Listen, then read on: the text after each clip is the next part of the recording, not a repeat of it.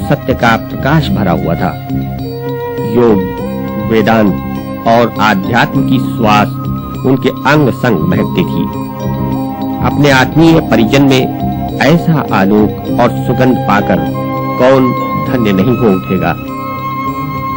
अहमदाबाद के आश्रम में बनी इस मोक्ष कुटीर में जीवन का रहस्य पाने और मन की शांति पाने वाले मतवालों की गिनती रोज बरोज बढ़ती ही गई। यही कुटिया प्रकृति को अपने संग लिए एक विशाल आश्रम का रूप धार चुकी है। संत आसाराम की रहनुमाई में इन मतवालों का काफिला जिज्ञासु लोगों को अंधेरे से आलोक की ओर ले जाने का हर पल प्रयत्न करने लगा। रूहानी सौंदर्य को अपने चारों ओर प्रकट कर पाने का एहसास उन्हें एक नई दिशा की ओर अग्रसर करने लगा। दिशाहीन लोगों को एक नई दिशा मिली। आज का आदमी बंदूक पर हाथ रखकर चिकनी चपाटी रोटी खाना चाहता है। नहीं नहीं, हिंसा से कभी मानव जात सुखी नहीं हुई। अहिंसा से ही मानव जात सुखी होगी।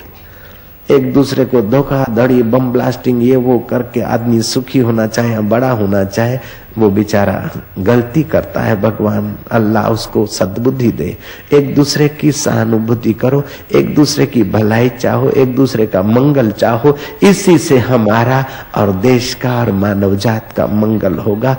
सब में मेरा परमात्मा है, मेरा अल्लाह है, मेरा खुदा है, मेरा भगवान है, ऐसा सोचने से दुष्ट चेष्टा और अहंकार से जो हमारी क्षमताएं क्षीण हो जाती है, वह क्षमताएं हमारी क्षीण नहीं होगी। भय से, प्रलोभन से, स्वार्थ से, लापरवाही से, विलासिता से जो हमारी योग्यताएं कुंठित हो जाती है, वह योग्यताएं खिलेगी।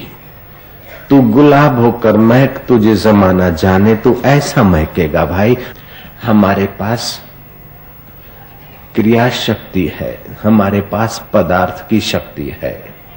हमने क्रिया शक्ति को, पदार्थ शक्ति को जहां से आती है उस परमेश्वर की प्रसन्नता के लिए, उस परमेश्वर की प्राप्ति के लिए, उसका अगर हमने सदुपयोग किया तो हमको सत्य का साक्षात्कार हो जाएगा, ईश्वर का अनुभव हो जाएगा, अल्लाह का अनुभव हो जाएगा।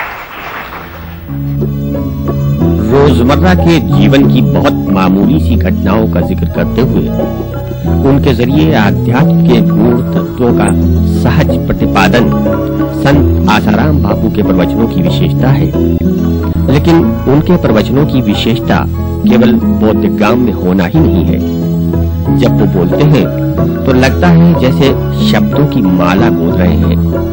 एक एक शब्द सदे हुए संगीत की तरह आता है और अपनी ध्वनि तथा भाव से चेतना को भिगोकर वहीं रम जाता है।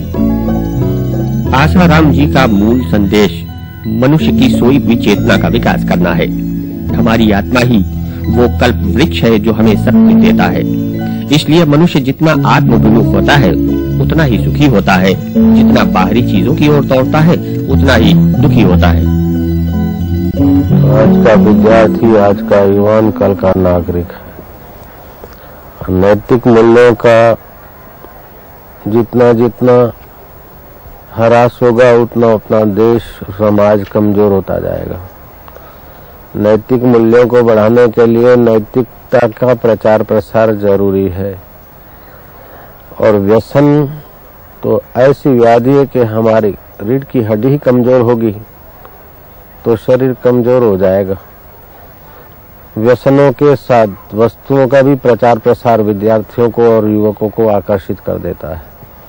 तो जैसे हल्की चीज का प्रचार प्रसार हल्की राह पर व्यसनों पर घसीट जाता है, ऐसे संयम का प्रचार प्रसार आदमी को संयमी बनाने को उत्सुक करेगा। और संयम सदाचार के बिना युवा पीढ़ी ऊंचे शिखर सर नहीं कर सकती। साइकिल आ रही अंधेरी रात में, पुलिस वाले ने सीटी बजाई, ए बिना लाइट के गाड़ी रोको रोको। वो बोलता है तुम हट जाओ सिपाही हट जाओ। बोले मैं तुम पर चालान करूंगा, साइकिल रोको। बत्ती नहीं, बोले बत्ती नहीं ऐसी बात नहीं, मेरे साइकिल में ब्रेक भी नहीं, तुम्हारे पर गिरूंगा। आज की हालत ये है, न ज्ञान की बत्ती है न संयम की ब्रेक है। विभिन्न आश्रमों में पूरे साल ध्यान योग और शक्तिपात के कार्यक्रम चलते हैं। 5 दिनों के साधना सत्रों में शामिल होकर साधक जैसे अपने भौतिक जीवन की थकान से पूरी तरह मुक्त हो जाते हैं। विद्या, ध्यान योग और विद्यार्थी तेजस्वी तालीम शिविरों में छात्रों के बहुमुखी विकास पर जोर दिया जाता है। ये शिक्षण उन्हें जिम्मेदार नागरिक बनाता है। आश्रम की विभिन्न गतिविधियों का स्वरूप भले ही बहुमुखी हो, लेकिन उनका आंतरिक संदेश एक ही है, अपने आप को जानो। प्रेम, अहिंसा, शांति और ध्यान का संदेश देते हुए संत आसाराम का परिवृज्या अभियान जारी है।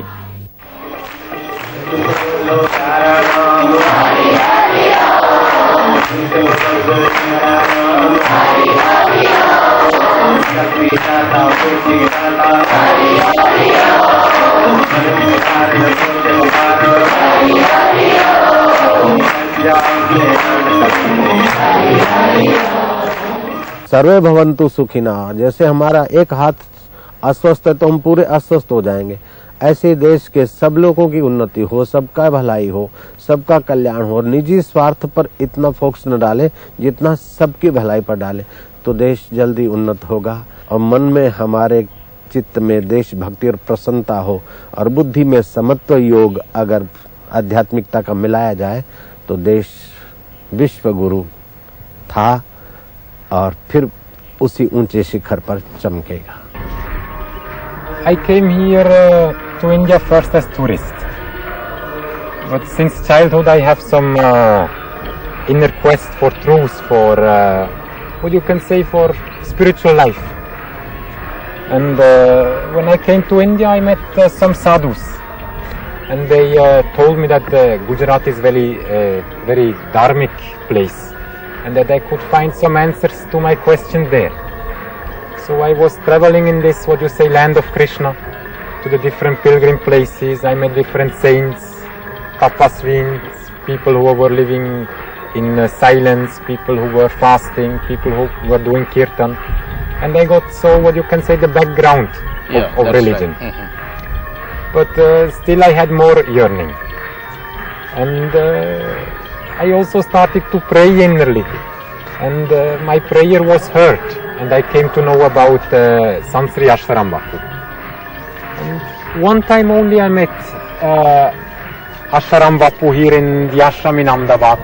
I just got such an experience that my life was changed. And I came to understand within a short time that this is my real life, that is the mission which I should accomplish in this life.